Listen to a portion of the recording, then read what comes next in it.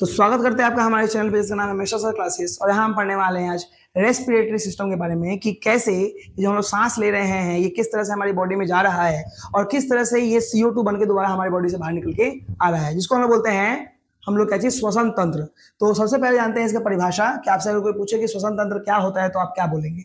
सबसे पहले मानव श्वसन तंत्र वह तंत्र है जिसके द्वारा शरीर ऑक्सीजन जो O2 होता है उसको ग्रहण करता है और CO2 मतलब कार्बन डाइऑक्साइड गैस को क्या करता है, बाहर निकालता है। इस प्रक्रिया को हम लोग क्या बोलते हैं, श्वसन बोलते हैं।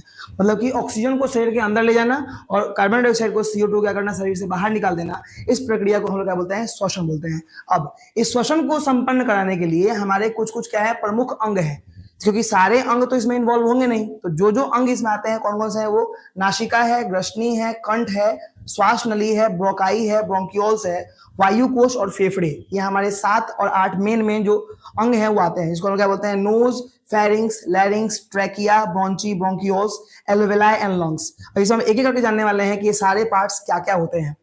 सबसे पहली बात कि जो श्वसन तंत्र का सबसे पहला भाग होता है जहां से जो वायु है वो शरीर के अंदर भीतर प्रवेश करती है, उसको बोलते हैं नोज, नासिका। क्या होता है ये, तो नोज जो है वायु का वह प्रवेश द्वार है जो धूल एवं जीवाणुओं को रोकता है। मतलब कि अगर धूल मिट्टी को अगर जा रहा है, जैसे मान लो जो आपको ये जो नोज का बाहर वाला हिस्सा दिखाई दे रहा है, नाक जो है, ये हमारे श्वसन तंत्र का सबसे बाहरी वाला हिस्सा होता है जिसके अंदर दो तरह की चीजें पाई जाती हैं। एक पाया जाता है म्यूकस और दूसरा पाया जाता है उसके अंदर क्या चाहिए, हेयर्स, बाल जिसको बोलते हैं। और दोनों का काम क्या होता है कि अगर डस्ट पार्टिकल्स होते हैं, मतलब कि अगर धूल मिट्टी के साथ अगर कोई, अगर ऑक्सीजन के साथ या फिर सांस जो ले रहे हैं गैसेस, उसके साथ अगर आपका अगर धूल मिट्टी अगर एंट्री कर रहा है, घुस रहा है, तो उसको क्या करता है, ये रोकता है, ब्लॉकेज करता है। तो पहला बात याद रखना कि अगर कोई भी धूल मिट्टी कर जाता है तो उसको रोकने का काम कौन करता है, हमारा नासिका का ही ये वाला भाग करता है, सबसे बाहरी भाग। इसको हम लोग नॉस्ट्रिल्स बोलते हैं। नॉस्ट्रिल्स मतलब क्या होता है, सबसे बाहरी वाला होल, और जो एंट्री करके जो आपको हिस्सा दिखाई दे रहा है पीछे वाला, इसको क्या बोलते हैं, नेजल कैविटी बोलते हैं। तो ये आपको याद रखना है। दूसरा काम क्या करता है कि वायु को गर्म एवं नरम बना के रखता है। मतलब कि अगर ज्यादा मात्रा में अगर ऑक्सीजन चला जाए, ज्यादा मात्रा में अगर हमने एयर इनहेल कर लिया, उसको एक लिमिटेड अमाउंट में लेकर बिल्कुल प्रॉपर वे में क्या करना, अंदर भेजना। उसके बाद जैसे ये नासिका से ये एंट्री किया तो क्या आ गया, हमारा फेरिंग्स आ गया, इसको बोलते हैं ग्रसनी। ये क्या होता है, तो नाक और मुंह का जो दोनों हिस्सा है, ज्वाइंट है, इसको मतलब कि ऐसा मान लो कि जो हम लोग सांस ले रहे हैं नाक से और जो हम सांस ले रहे हैं मुंह से, ये दोनों जाके क्या हो रहा है, एक जगह पे मिल रहा है, इसको क्या बोलते हैं हम लोग, फेरिंग्स बोलते हैं। ऐसा मान लो कि हमारा जो फूड पाइप है और जो हमारा विंड पाइप है, मतलब कि जिससे खाना जा रहा है और जिससे हमारा ये जो सांस ले रहे हैं ये जा रहा है, ये दोनों जाके जहां मिलते हैं उसको क्या बोलते हैं हम लोग, ग्रसनी बोलते हैं, चाहे फेरिंग्स बोलते हैं। ये करता क्या है, तो नाक एवं मुंह को श्वास नली से जोड़ के रखता है, और जैसे यहाँ से पास करेगा तो जो खाना है वो हमारे मतलब भोजन नली के द्वारा, जो हमारा फूड पाइप है ओसोफेगस, उसके माध्यम से चला गया हमारे स्टमक के अंदर। और अब जो दूसरा वाला जो बच गया एयर गैसेस जो थे, वो हमारे इस वाले लैरिंग्स के अंदर, कंठ के अंदर आ जाता है। कंठ क्या होता है, तो उसी के बाद जो फेरिंग्स का अगला भाग होता है उसको क्या बोलते हैं हम लोग, कंठ बोलते हैं। बगल में आपको जो पिक्चर दिखाई दे रहा है, आपको दिखाई दे रहा होगा, सबसे शुरुआत वाला क्या पार्ट हुआ, उसमें नासिका हुआ, नोज हुआ, फिर ग्रसनी से होते हुए कंठ के पास हुआ आया। कंठ क्या होता है, तो इसको हम लोग स्वर यंत्र भी, वॉइस बॉक्स भी बोलते हैं। एग्जाम में आपसे 1 मार्क से पूछता है ये कि कंठ का दूसरा नाम क्या है, या फिर हमारे जो मतलब कि स्वर यंत्र होता है इसका दूसरा नाम क्या होता है, तो आपको याद रखना है कंठ। अब यहाँ पे क्या होता है, ध्वनि उत्पन्न होता है। यहीं पे क्या होता है, जो ध्वनि हो हम लोग की आवाज निकल रही है, जो साउंड निकल रहा है वो उत्पन्न कहां से होता है, ये इसी वाले वॉइस बॉक्स से होता है। फिर इसके बाद आता है यहाँ पे ट्रैकिया, जिसको बोलते हैं श्वास नली। मतलब उसी ग्रसनी के बाद हमारा देखो आप पिक्चर में आपको दिखाई दे रहा होगा कि श्वास नली के माध्यम से वो हमारे अंदर जा रहा है बॉडी में। तो ट्रैकिया क्या होता है, श्वास नली क्या करता है, तो वायु को फेफड़े तक पहुंचाती है, तथा ये सी के आकार की होती है। इसका आकार कैसा होता है, सी के जैसा होता है, और ये उपस्थित वलयों से बनी होती है। मतलब कि जैसे कि इस वाले पार्ट से कंठ से निकलता है, तो उसके बाद क्या होता है कि लंग्स में जाने के लिए जो ट्रैक जा रहा है, जो लंग्स तक पहुंचा रहा है, उसको क्या बोलते हैं हम लोग, ट्रैकिया बोलते हैं। और इसी ट्रैकिया को बोलते हैं श्वास नली, जिसके माध्यम से हमारा वो कंठ से आगे तक गया।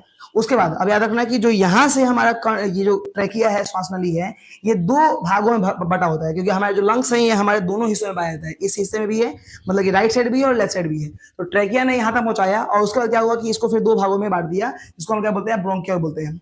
तो श्वास नली 2 भागों में बटी होती है, विभाजित होती है, दाएं और बाएं फेफड़े में प्रवेश करती है। एक जो चला गया दाएं साइड, एक चला गया हमारा बाएं साइड, मतलब दोनों साइड में। जैसे हमने एक बार ऑक्सीजन को इनहेल किया तो वो हमारे दोनों फेफड़ों में क्या हो गया, पहुंच गया।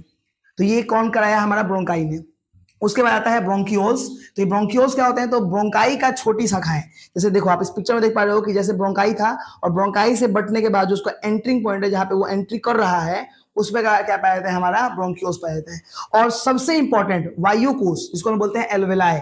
ऐसा मान लो कि जैसे कोशिका होता है, एक आधारभूत संरचनात्मक और क्रियात्मक इकाई होती है, फंडामेंटल, और जो हमारा यूनिट होता है किसी भी ऑर्गेनिज्म का, उसको क्या बोलते हैं, सेल बोलते हैं। वैसे ही मान लो कि पूरे रेस्पिरेटरी सिस्टम का ये एक तरह से कोशिका के जैसा ही क्या है, संरचनात्मक और क्रियात्मक इकाई मानी जाती है। क्या चाहिए हम लोग, वायु कोश, जिसको हम बोलते हैं एल्वेलाई।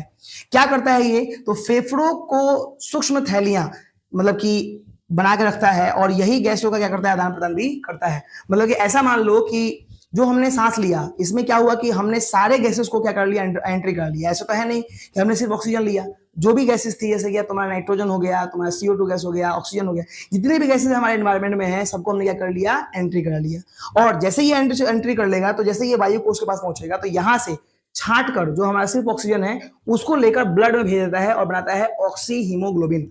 और जो गैसेस थी उनको क्या करता है, दोबारा वापस में वहीं पे निकालता है या फिर वहीं पे रुकता है, कि जब दोबारा CO2 गैस निकलेगा तो उसके साथ ही क्या करेगा, उसको भी एग्जिट कर देगा, बाहर निकाल देगा। तो ये गैस का आदान प्रदान जो है, जो CO2 को अंदर से बाहर कर रहा है, ऑक्सीजन को बाहर से अंदर कर रहा है, ये जो आदान प्रदान कराता है, ये करता है हमारा वायु कोश, जिसको हम क्या बोलते हैं, एल्वेलाई बोलते हैं। और 8वां नंबर आता है हमारा क्या जी, लंग्स, जिसको बोलते हैं फेफड़ा। यहाँ पे क्या होगा, पहुंच के लास्ट में ऐसा मान लो कि ये हमारे श्वसन तंत्र का सबसे मुख्य अंग होता है।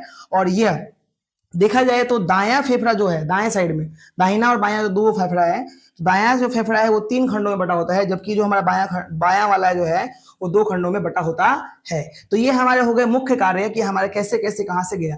पिक्चर के माध्यम से हम समझ सकते हैं कि पहले नासिका के माध्यम से फर्स्ट पॉइंट पे एंट्री किया, वहां से ग्रसनी में गया, कंठ, श्वास नली, ब्रोंकाई, ब्रोंकियोल्स, वायु कोश और फेफड़े के माध्यम से होते हुए पूरे बॉडी में क्या हो गया, वो फैल गया।